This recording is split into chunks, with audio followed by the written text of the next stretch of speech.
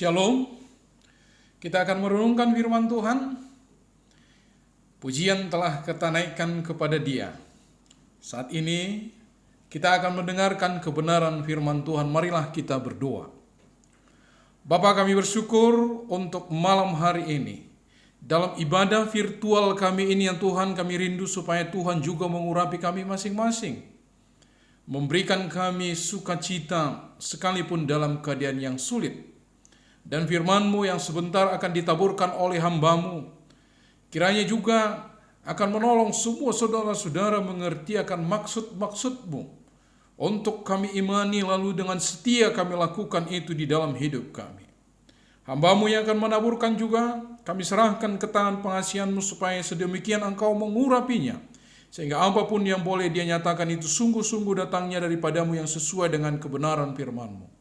Nyatakanlah ya Tuhan kehendak-Mu. Dalam nama Yesus kami berdoa dan bersyukur. Amin. Sekali lagi saya sapa saudara-saudara, Shalom. Ya, firman Tuhan bagi kita pada malam hari ini terambil dari kitab Roma pasal yang ke-8. Kita akan membaca ayat yang ke-28 hingga ayat yang ke-30. Roma pasal yang ke-8 ayat ke-28 hingga ayat yang ke-30. Demikian firman Tuhan, saya akan membacakannya bagi kita. Kita tahu sekarang bahwa Allah turut bekerja dalam segala sesuatu untuk mendatangkan kebaikan bagi mereka yang mengasihi Dia, yaitu bagi mereka yang terpanggil sesuai dengan rencana Allah. Sebab semua orang yang dipilihnya dari semula, mereka juga ditentukannya dari semula untuk menjadi serupa dengan gambaran anaknya, supaya ia, anaknya itu, menjadi yang sulung di antara banyak saudara. Dan mereka yang ditentukannya dari semula, mereka itu juga dipanggilnya. Dan mereka yang dipanggilnya, mereka itu juga dibenarkannya. Dan mereka yang dibenarkannya, mereka itu juga dimuliakannya. Sejauh ini pembacaan firman Tuhan, saudara-saudara yang dikasihi oleh Tuhan Yesus, sungguh menarik kebenaran firman Tuhan yang baru saja kita dengarkan. Bahwa Allah turut bekerja di dalam segala sesuatu untuk mendatangkan kebaikan.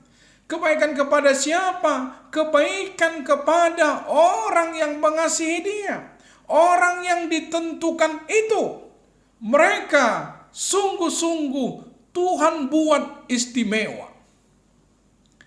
Inilah pengajaran yang sangat-sangat berbeda dari pengajaran agama-agama yang lain, di mana Tuhan sendiri yang mengerjakan segala sesuatunya, membuat semuanya supaya apa? Orang-orang yang dikasihnya itu akhirnya mendapatkan kebaikan demi kebaikan.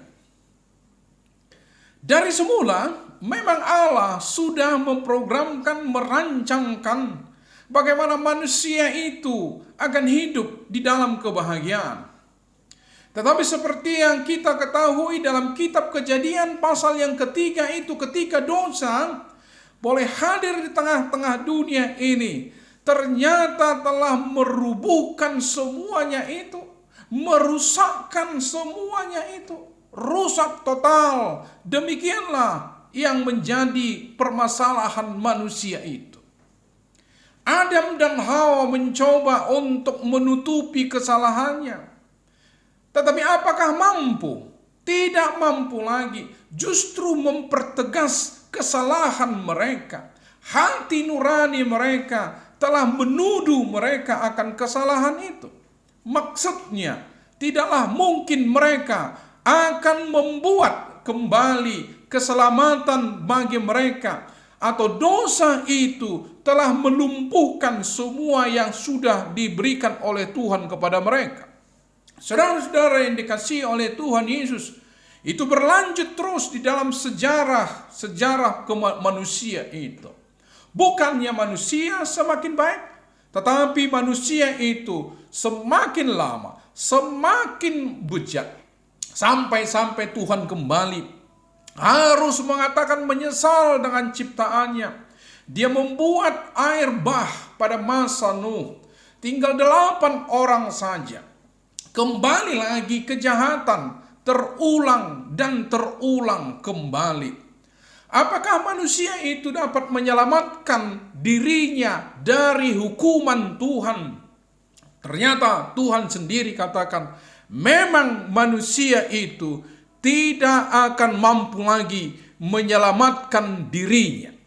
Jadi saudara-saudara, apa yang kita lihat tadi di dalam kebenaran firman Tuhan itu, ternyata Tuhan di dalam grand plan-nya merancangkan segala sesuatu.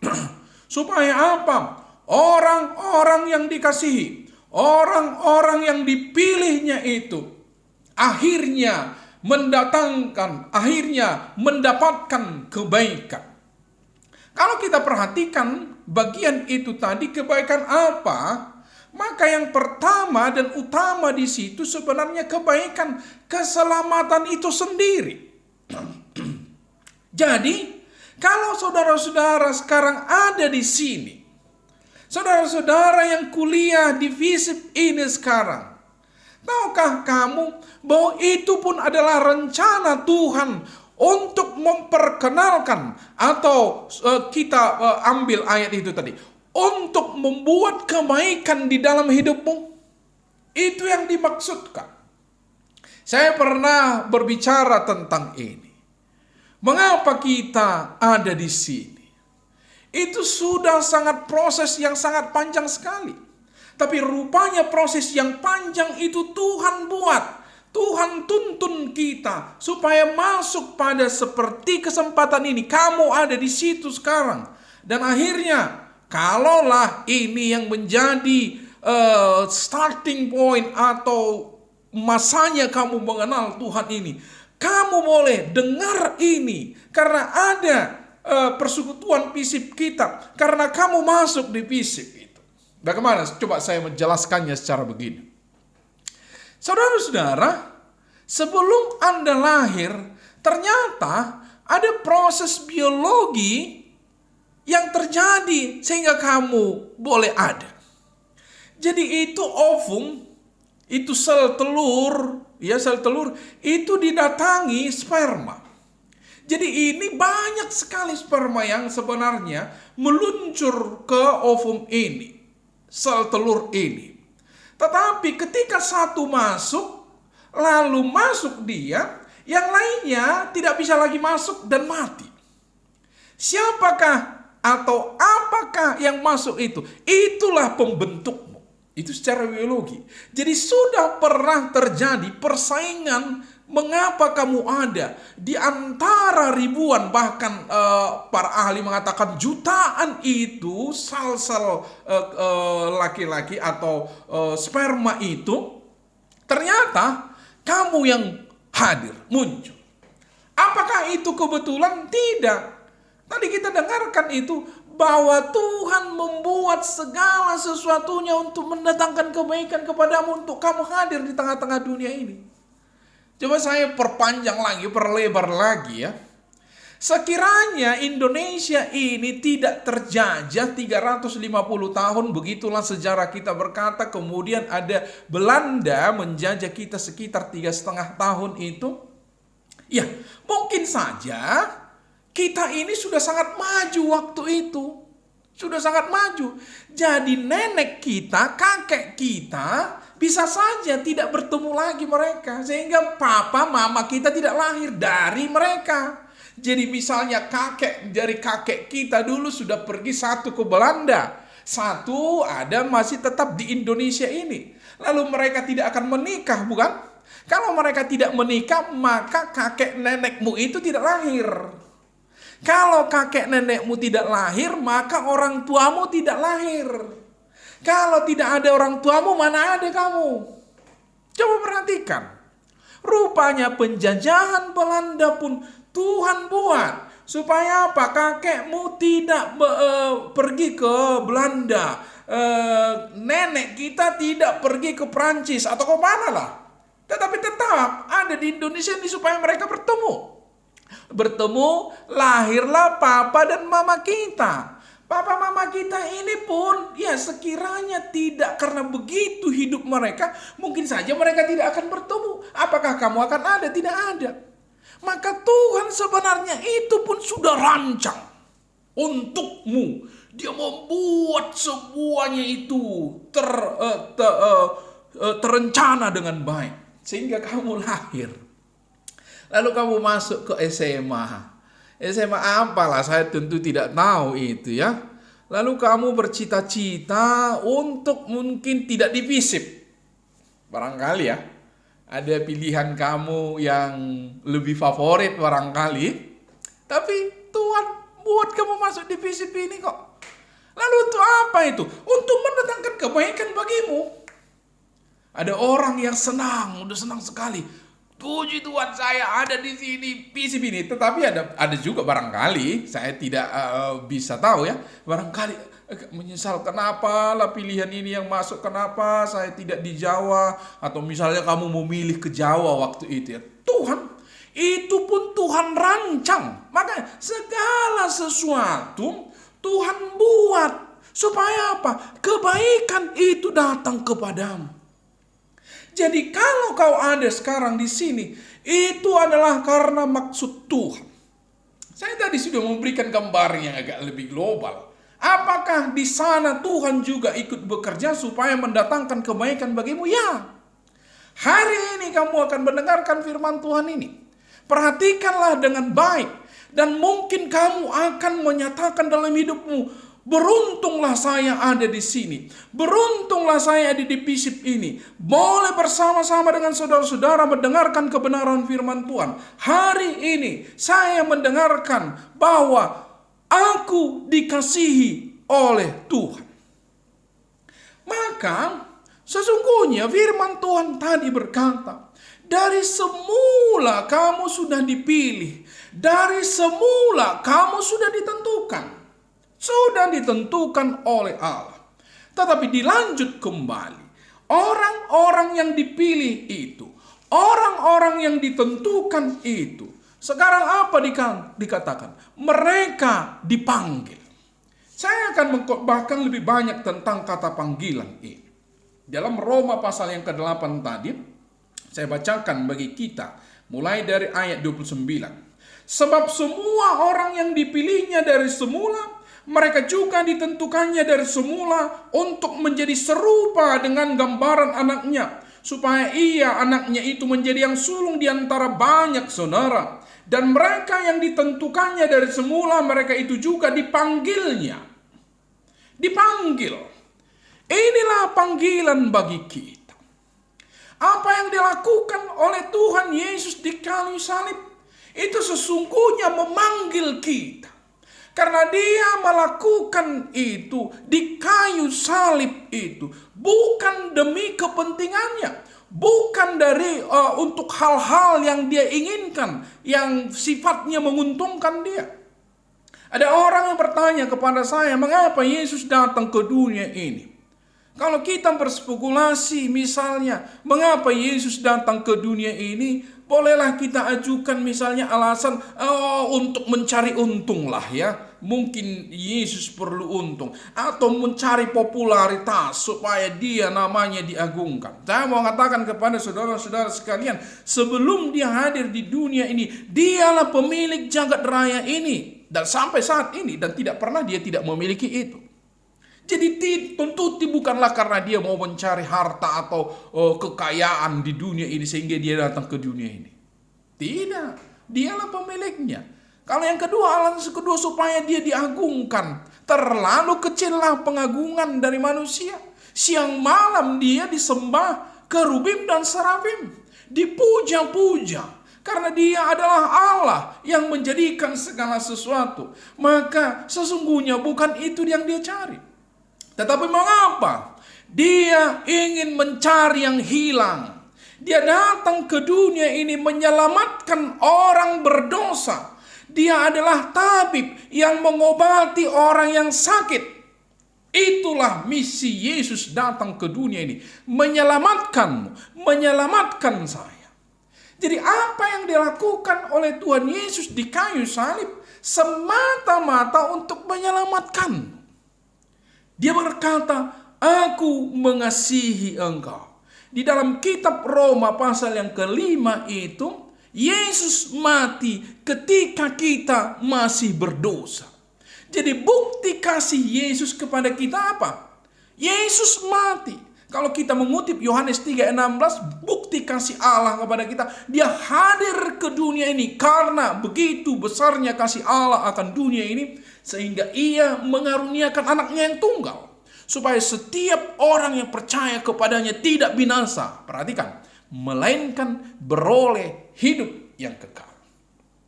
Jadi saudara-saudara yang dikasihi oleh Tuhan Yesus, Yesus membuktikan kembali bahwa dia mengasihimu. Dia mengasihimu sampai dia mati di kayu salib demi engkau.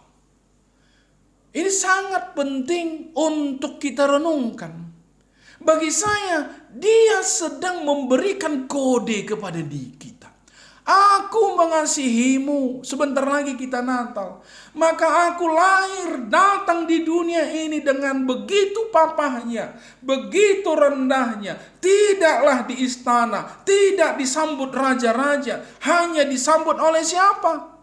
Gembala-gembala, orang-orang pinggiran. Itulah yang menyambut Tuhan Yesus. Tetapi apakah Yesus mempersoalkannya? Tidak, karena dia mengasihimu. Dia memberi clue itu. Aku datang bagimu. Aku mengasihimu. Aku memanggilmu. Di dunia ini dia mempertunjukkan hidup yang sangat-sangat luar biasa sekali. Dia menyatakan kasihnya, menolong banyak orang. Dia memberi clue kepadamu. Aku pun mengasihimu. Mengapa Yesus misalnya mempertontonkan banyak mujizat, menolong orang yang miskin, menolong orang yang lapar, mencelikkan orang yang buta, membuat orang yang tuli mendengarkan?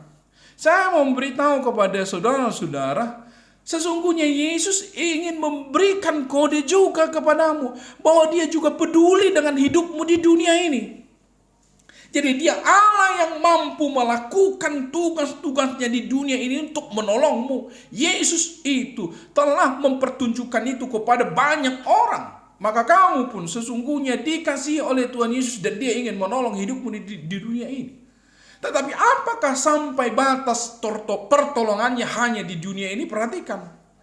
Waktu Petrus bertanya kepada dia, waktu Yesus berkata kepada Petrus, aku akan pergi sebentar lagi ke Yerusalem dan ditangkap oleh tua-tua dan para imam-imam untuk dianiaya lalu dibunuh. Petrus tidak terima itu. Mengapa? Karena dia sudah melihat bagaimana pertolongan Yesus selama ada bersama-sama dengan dia. Mereka pernah diperlihatkan oleh Yesus memberi makan 5.000 orang sekaligus. Hanya dengan 2 ikan, 5 roti. Kita tahu semuanya itu. Tentu Petrus melihat Yesus waktu mencelikkan mata orang yang buta. Orang yang timpang bisa berjalan, orang yang tuli bisa mendengarkan. Lalu Petrus tentu akan berkata, inilah tempat harapan saya. Saya hanya ingin berkatakan sebenarnya, memang Yesus pun ingin peduli atau dia juga ingin menolong kita di dunia ini. Tapi Yesus katakan, aku akan mati, tapi akan bangkit pada hari yang ketiga untuk mengalahkan maut itu. Yang menjadi musuh manusia, yang menjadi penghalang bagi kita. Itulah Yesus katakan, kita tidak ada gunanya memiliki seluruh dunia ini kalau kita kehilangan nyawa kita. Lalu Yesus mati, bangkit mengalahkan kematian. Lalu dia berjanji bahwa kita pun orang-orang percaya akan bangkit seperti dia bangkit. Untuk menerima kehidupan selama-lamanya. Jadi coba perhatikan. Kebaikan apa yang sudah akan Tuhan berikan kepadamu. Pertama tadi saya sudah katakan. Dia sudah memanggilmu, memberi clue kepadamu. Aku membuat mujizat. Aku memperhatikan hidup banyak orang yang miskin. Maka dia pun sedang berkata kepadamu, jangan khawatir, aku pun memikirkan hidupmu di dunia ini. Tetapi saya sudah katakan tadi, apakah hanya hidup di dunia ini? Tidak. Hidup selama-lamanya pun sudah Tuhan sediakan bagimu. Kamu yang mengasihi Dia. Yang bagimu Tuhan sudah membuat segala sesuatunya untuk mendatangkan kebaikan kepadamu. Dia memanggil kamu sekarang. Dia memanggil kamu, apakah engkau mau datang kepadaku? Panggilan itu begitu hebat sekali dan haruslah kamu responi itu. Karena untuk itu dia mengorbankan dirinya. Saya perlu menggambarkan ini. Saudara-saudara yang dikasihi oleh Tuhan Yesus, ada film The Passion of the Christ itu memang hasil survei. Jadi sebelum film itu keluar, kami yang sekolah teologi sebenarnya sudah mendapatkan informasi itu. Iya, orang non-Romawi yang mau dihukum dengan cemeti, itu memang dicemeti dengan cambuk yang sangat mengerikan sekali. Itu terkadang di ujung cemeti itu dibubuhi itu tulang-tulang yang tajam atau besi seperti kawat duri. Itulah yang dilibaskan ke punggung Tuhan Yesus berulang-ulang. Dia tahan terus. Kitab Yesaya berkata, dia tidak membuka mulutnya, maksudnya tidak melawan.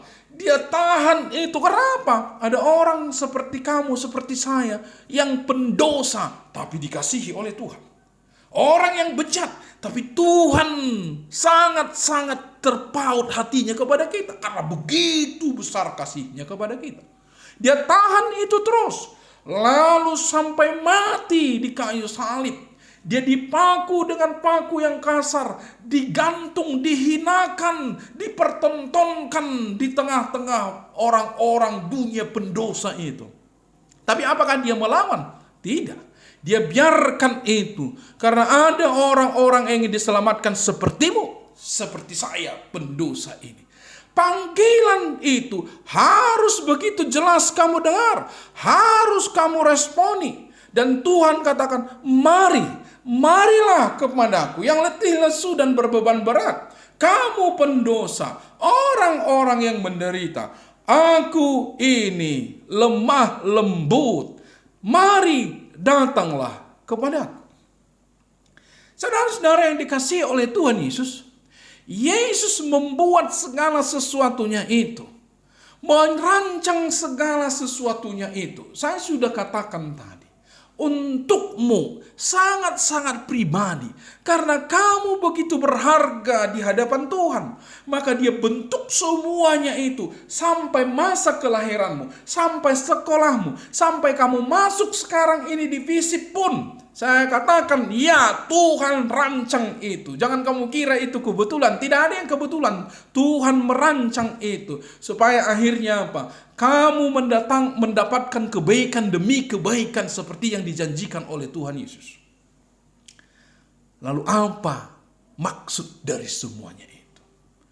Dikatakan oleh firman Tuhan ini, sebab semua orang yang dipilihnya dari semula, mereka juga ditentukannya dari semula untuk menjadi serupa dengan gambaran anaknya. Supaya ia anaknya itu menjadi yang sulung di antara banyak saudara.